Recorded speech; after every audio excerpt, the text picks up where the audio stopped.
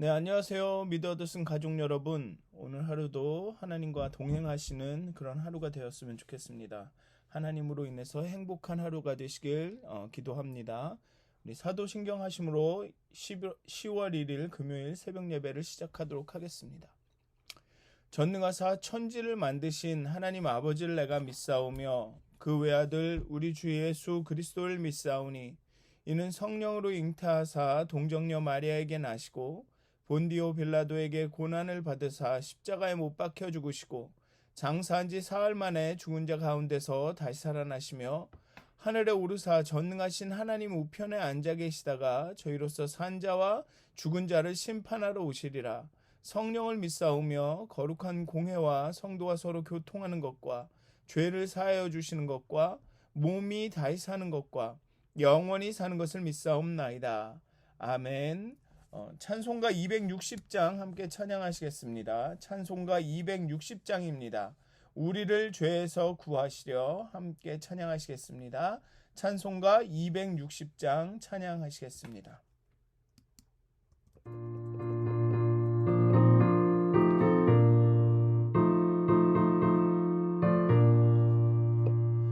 우리를 죄에서 구하시려 주 예수 십자가 지셨으니 기쁘게 부르세 할렐루야 나 구원 얻었네. 찬송하세 찬송하세 주님 나를 구하셨네. 찬송하세 찬송하세 주가 구원하셨네. 우리를 주께서 구했으니 이전에 행하던 악한 일과 주하고 더러운 모든 죄를 온전히 버렸네. 찬송하세 찬송하세 주님 나를 구하셨네. 찬송하세 찬송하세 주가 구원하셨네. 나 지금 죄에서 사함받아 거룩한 백성이 되었으니 이 육신 장막을 벗을 때도 겁날 것 없겠네. 찬송하세 찬송하세 주님 나를 구하셨네. 찬송하세 찬송하세 주가 구원하셨네. 우리가 이 세상 떠날 때에 예수의 손목을 굳게 잡고 영원히 즐거운 천국에서 주 함께 살겠네. 찬송하세 찬송하세 주님 나를 구하셨네. 찬송하세 찬송하세 주가 구원하셨네. 아멘. 기도하시겠습니다. 하나님, 정말 오늘 하루도 하나님 주신 이 선물 같은 시간들 정말 하나님 앞에 온전히 다시 돌려드릴 수 있도록 하나님 우리와 함께하여 주시고 하나님 우리를 깨워 주시옵소서. 정말 우리를 죄에서 구하시려 죽으신 예수 그리스도의 그 십자가의 사랑을 늘 기억하게 해 주시옵소서. 우리 신앙에 정말 십자가가 중심이 될 수 있도록 하나님께서 베풀어 주신 그 구원, 십자가의 그 사랑, 그것을 잊지 않도록 하나님 우리를 깨우쳐 주시옵소서. 우리 가운데 예수 그리스도께서 보여주신 것들이, 가르치신 것들이 늘 기억날 수 있도록 하나님 성령님이여 우리 가운데 역사하여 주시옵소서. 그렇게 하나님이 주신 은혜와 하나님이 주신 사랑으로 인해서 행복한 하루가 될 수 있도록 오늘도 함께하여 주시옵소서. 감사합니다. 예수님의 이름으로 기도하였습니다. 아멘. 오늘 함께 나누실 말씀은 미가 3장 1절부터 12절까지의 말씀입니다. 미가서 3장 1절에서 12절까지의 말씀입니다. 제가 봉독하도록 하겠습니다. 내가 또 이르노니 야곱의 우두머리들과 이스라엘 족속의 통치자들아, 들으라. 정의를 아는 것이 너희의 본분이 아니냐. 너희가 선을 미워하고 악을 기뻐하여 내 백성의 가죽을 벗기고 그 뼈에서 살을 뜯어 그들의 살을 먹으며 그 가죽을 벗기며 그 뼈를 꺾어 다지기를 냄비와 솥 가운데에 담을 고기처럼 하는도다. 그때 그들이 여호와께 부르짖을지라도 응답하지 아니하시고 그들의 행위가 악했던 만큼 그들 앞에 얼굴을 가리시리라. 내 백성을 유혹하는 선지자들은 이에 물 것이 있으면 평강을 외치나 그 입에 무엇을 채워주지 아니하는 자에게는 전쟁을 준비하는도다. 이런 선지자에 대하여 여호와께서 이르시되 그러므로 너희가 밤을 만나리니 이상을 보지 못할 것이요 어둠을 만나리니 점치지 못하리라 하셨나니 이 선지자 위에는 해가 져서 낮이 캄캄할 것이라. 선견자가 부끄러워하며 술객이 수치를 당하여 다 입술을 가릴 것은 하나님이 응답하지 아니하심이거니와 오직 나는 여호와의 영으로 말미암아 능력과 정의와 용기로 충만해져서 야곱의 허물과 이스라엘의 죄를 그들에게 보이리라. 야곱 족속의 우두머리들과 이스라엘의 족속의 통치자들 곧 정의를 미워하고 정직한 것을 굽게 하는 자들아, 원하노니 이 말을 들을지어다. 시온을 피로 예루살렘을 죄악으로 건축하는도다. 그들의 우두머리들은 뇌물을 위하여 재판하며 그들의 제사장은 삭을 위하여 교훈하며 그들의 선지자는 돈을 위하여 점을 치면서도 여호와를 의뢰하여 이르기를 여호와께서 우리 중에 계시지 아니하냐, 재앙이 우리에게 임하지 아니하리라 하는도다. 이러므로 너희로 말미암아 시온은 갈아엎은 밭이 되고 예루살렘은 무더기가 되고 성전에 사는 수풀의 높은 곳이 되리라. 아멘.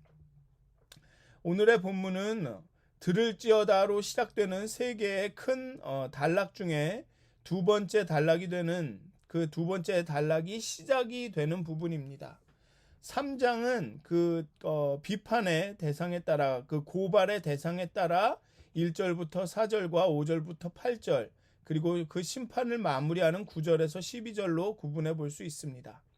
1절부터 4절은 통치자들, 우두머리들과 통치자들에 대한 그 고발의 내용이고 9절부터 12절은 그 선지자와 선견자들에 대한 그 고발의 내용입니다.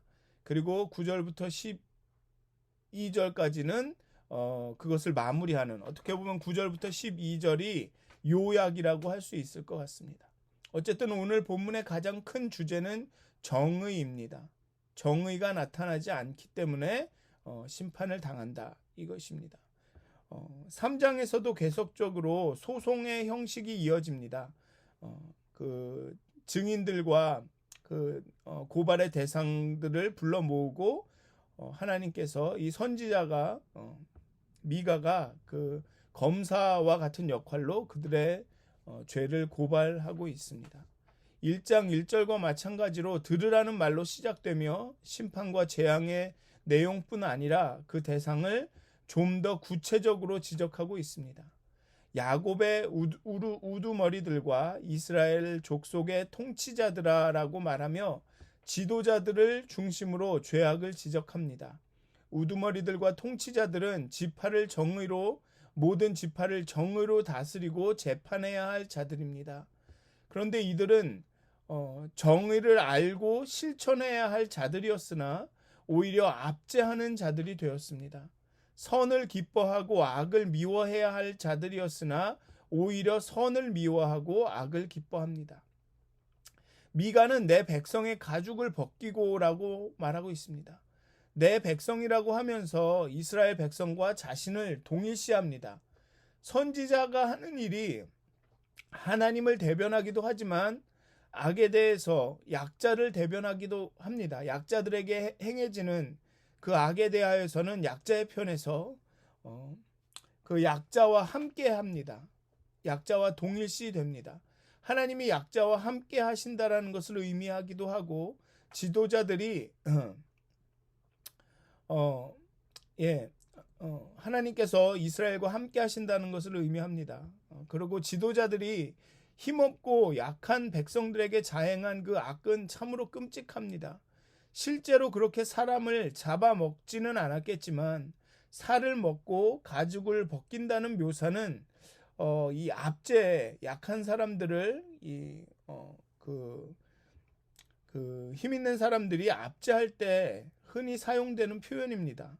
가죽을 벗기고 뼈를 꺾고 냄비와 솥에 넣어서 요리를 해서 그 살을 먹는다. 정말로 끔찍한 표현이죠.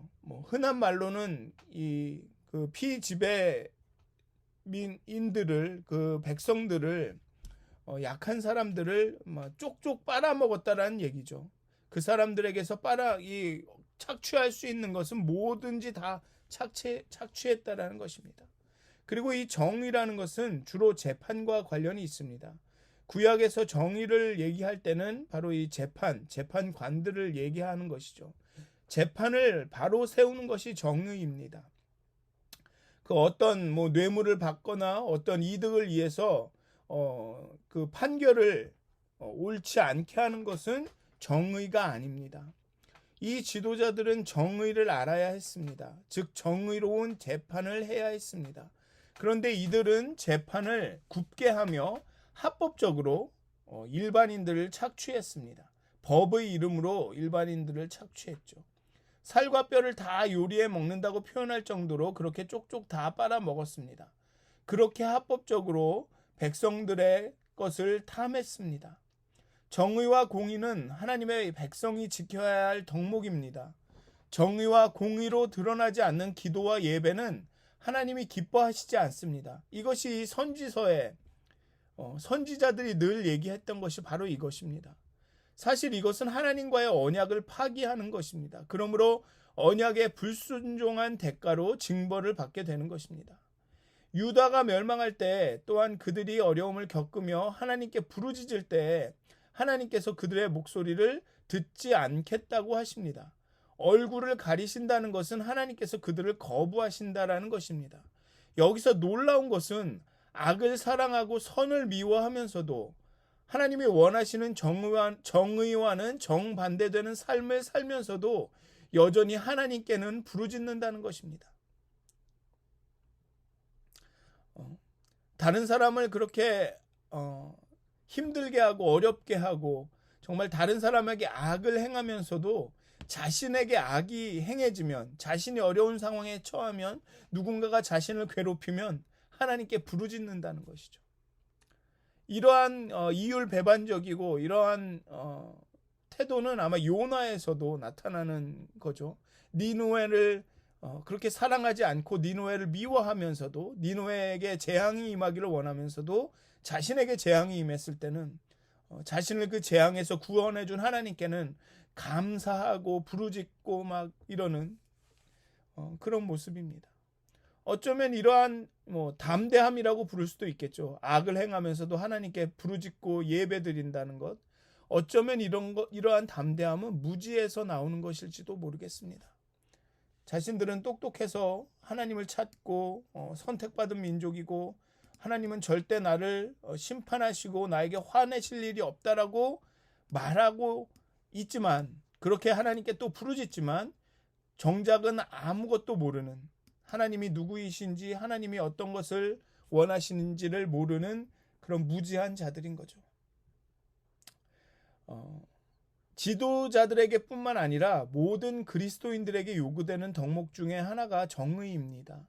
이스라엘이 출애굽하여 압제하에서 벗어나는 것으로 끝나는 것이 아니라 언약을 맺고 가나안 땅에서 언약 백성으로 살아야 하듯이, 그리스도인들은 그리스도의 구속으로 구원을 얻지만 하나님의 의를, 정의를, 공의를 이루며 하나님 나라의 백성으로 살아가야 합니다. 그런데 더 큰 문제는 이 선지자들에게 있습니다. 선지자들은 유다의 백성을 정의의 길로, 그 공의의 길로 가도록 가르치고 때로는 책망해야 할 의무가 있습니다. 그런데 그들은 백성을 유혹합니다. 백성을 유혹한다라는 것은 백성이 그냥 방황하도록 둔다라는 것입니다. 옳은 길로 인도하는 것이 아니라 옳지 않은 길로 인도하면서 그냥 그렇게 방황의 길로 가게 한다라는 것입니다. 그런데 그렇게 인도하는 것은 온전히 자신의 배를 채우기 위함입니다. 자신의 입에 그 먹을 것을 넣기 위한 행동입니다. 자신에게 먹을 것을 주는 사람에게는 평화를 얘기하고 그렇지 않은 자에게는 전쟁을 준비합니다. 즉 재앙과 심판을 말합니다.